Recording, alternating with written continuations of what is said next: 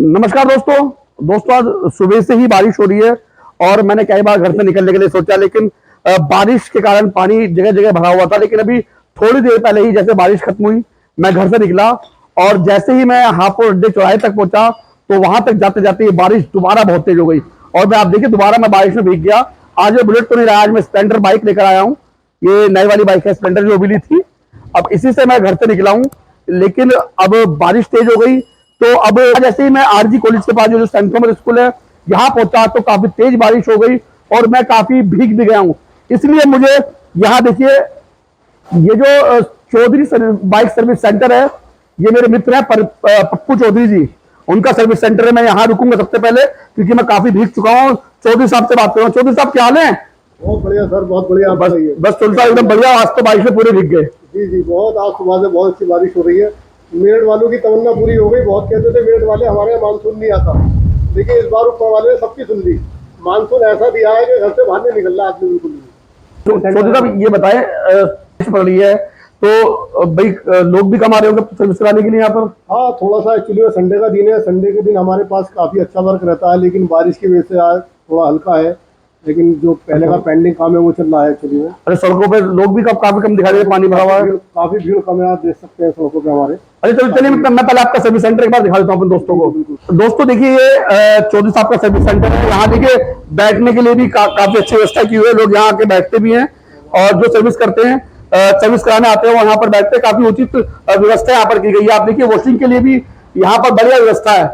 अच्छे से बाइक हो या मोटरसाइकिल हो, जो कोई भी यहाँ पर वाहन हो, टू व्हीलर, वो बड़े सफाई से धोया जाता है। और उसके लिए आपको बताऊं, यहाँ पर काफी जो लड़के हैं, जो भाई साहब के जो यहाँ पे काम करते हैं चौधरी साहब के पास, वो भी लड़के यहाँ देखिए आप, इस बारिश के चलते दो लड़के हैं यहाँ पर।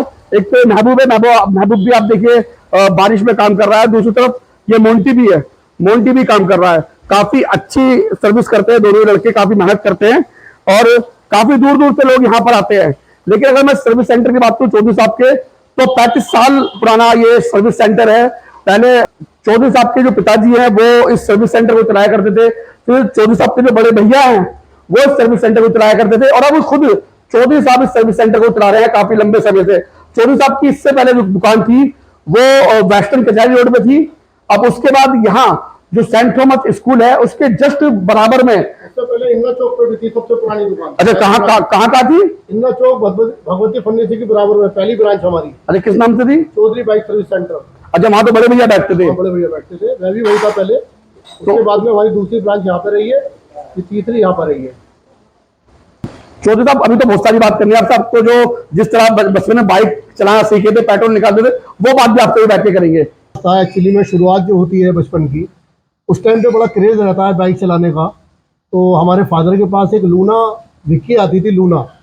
तो जब हमारे बड़े भाई के पास मोटरसाइकिल थी, तो उस टाइम पे हमारे पास पैसे नहीं हुआ करते थे। तो हम एक फेस्टिवल आता था हमारा, जो भी उस फेस्टिवल ईद पे, हम उसके लिए पेट्रोल हमें थोड़ा रखना पड़ता था अपने पास में।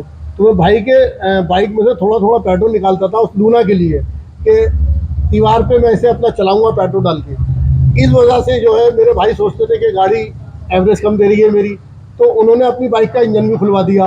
जब उन्हें पता चला कि इसमें से तो पेट्रोल, हमारे छोटे भाई, बहुत छोटा था मैं उस टाइम पर, 13-14 साल का, तो वो मुझसे कहते थे, उन्हें पता चला तो वो बहुत हंसे कि मुझे ऐसा लगा कि मेरी बाइक एवरेज नहीं दे पा रही। तो वो चौधरी साहब वो पता कैसा लगा, पहले ये बात भी तो बताओ ना। वो पता है, बहन जी ने बताया था, वो हमारी छोटी बहन ने बता दिया था कि भैया ऐसे ऐसे बातें हो, पप्पू भाई जो है हमारे, तुम्हारे जो है इसमें बाइक में से पेट्रोल निकालते हैं उसमें लूना में डालने के लिए।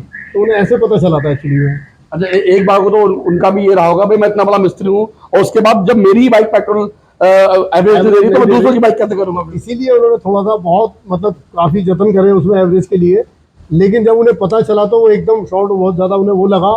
लेकिन वो मुझसे प्यार भी बहुत करते थे, हालांकि उन्होंने कुछ नहीं कहा, हंसने लगे इस बात पे। तो बचपन की बातें होती हैं, सब आज भी याद आती है। बचपन तो खैर बचपन ही है, तो वो वापस नहीं आ सकता। एक किस्सा तो आपने 4 व्हीलर का मुझे सुनाया था, वो क्या किस्सा था? हाँ, वो उसमें ऐसा हुआ था, जब हमें कार चलाने का शौक हुआ, हमारे बड़े भाई ने कार ली, तो हमें थोड़ा सा बड़ा शौक था। हमारे भाई जो थे कार की चाबी अपने पास रखते थे, लेकिन हम चुपचाप उसकी चाबी निकालते थे और हम 4 दोस्त घर के पास कार को स्टार्ट नहीं करते थे। हम धक्का मार के काफ़ी दूर तक कार को पहले आगे लाते थे, उससे फिर उसकी मीटर की आउटर निकालते थे ताकि रीडिंग भी पता नहीं चले गाड़ी हमने कितनी चलाई है। उसके बाद फिर हम कार की टेस्ट ड्राइव के लिए जाते थे और खूब चला फिरा के सुबह मॉर्निंग में लाके उसे वहाँ पे खड़ी कर देते थे। भाई को पता भी नहीं चलता था। तो ये सब बचपन की बातें हैं। आज सब कुछ होने के बावजूद भी, पैसे भी हैं, गाड़ियाँ भी हैं, सब कुछ है, लेकिन टाइम नहीं है। आज अपनी फैमिली में इतने बिजी हो गए कि बस वो टाइम तो वापस आ ही नहीं सकता। अच्छा चलो साहब, अब जो यहाँ पे सफर है ये यहाँ तक पहुँचने का, वो कैसे तय हुआ? क्या लगा आपको कि आपको भी मैकेनिक ही बनना है? बस एक्चुअली में मैंने पढ़ाई काफ़ी, मतलब पढ़ाई पे कोशिश की मैंने, लेकिन कुछ दोस्त वगैरह ऐसे मिल गए कि थोड़ा पढ़ाई से उन्होंने हटाना चाहा मुझे। मेरे जो भी भाई हैं, भतीजे हैं, दोस्त हैं, मैं उनसे यही कहना चाहूँगा कि पढ़ाई के टाइम पे हमें एक अच्छे दोस्तों का साथ लेना चाहिए ताकि हम पढ़ाई पे ध्यान दें। क्योंकि आने वाला जो दौर है वो सिर्फ पढ़ाई का है, पढ़ाई के बिना कुछ नहीं हो सकता। हमारा दौर था, हमने अपने हुनर पे निकाल दिया। मैंने 10th क्लास में बहुत कोशिश की कि मैं थोड़ा सा निकल जाऊं, लेकिन 10th में नहीं कर पाया। 10th में मैंने एक बार ट्राई की, फिर दोबारा मैंने प्राइवेट फार्म भरा, लेकिन मैं फेल हो गया क्योंकि स्टार्टिंग से मेहनत नहीं हुई।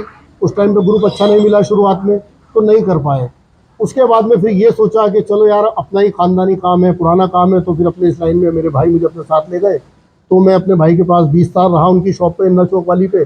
उसके बाद में फिर मुझे 15 साल यहाँ भी हो गए अपना काम करते हुए, 10 साल मुझे हो गए यहाँ पे, 10-12 साल इस शॉप को करे हुए भी। तो ये अपना दौर रहा है, लेकिन ये है कि मेहनत मैंने बहुत करी है। आज ऊपर वाले का शुक्र है, काफ़ी अपनी शॉप है, ये मेरी बराबर मेरी अपनी शॉप है, ये मैंने रेंट पे दे रखी है। तो बस यही है कि मेहनत से हर चीज़ होती है, ईमानदारी से कोई चीज़ बनती है। समय तो लगता है बनने में, लेकिन बनती है, ऊपर वाला मतलब कामयाबी देता है। और देखो, गलत काम से कोई चीज़ जल्दी बनती है और वो ख़राब भी बहुत जल्दी होती है। अच्छा चौधरी साहब, भले ही आप हाई स्कूल में फेल हो गए, लेकिन जो आपकी मैकेनिकल लाइन है उसमें तो आपने झंडे गाड़ रखे हैं मेरिट में। एक्चुअली में देखिए, मैं क्या आपको बताना चाहूँगा, मेरे पास में जो कस्टमर्स हैं वो बहुत अच्छे हैं। मतलब सब बहुत क्रीम लोग हैं, मतलब सब पढ़े लिखे, कोई एमआर है, डॉक्टर लाइन के हैं, वकील हैं, पत्रकार हैं। तो मेरे पास सारे बहुत अच्छे लोग आते हैं। तो इसलिए थोड़ी सी मेरा बहुत अच्छे, मतलब सबके साथ में व्यवहार भी रहता है। उन लोगों से मुझे बहुत सीखने को भी मिलता है, क्योंकि देखिए जब अच्छे लोगों में बैठेंगे तो अच्छी चीज़ें मिलेंगी। तो इसीलिए मुझे काफ़ी कुछ सीखने को मिला है। तो बिल्कुल दोस्तों, चौधरी साहब है हमारे, यहाँ पे आपको अच्छा व्यवहार भी मिलेगा और चौधरी साहब का प्यार भी मिलेगा। तो दोस्तों, थोड़ी देर यहीं बैठूंगा और बारिश बंद होने का इंतजार करूंगा। बारिश बंद होने पर फिर निकलूंगा जहाँ जहाँ मुझे जाना है।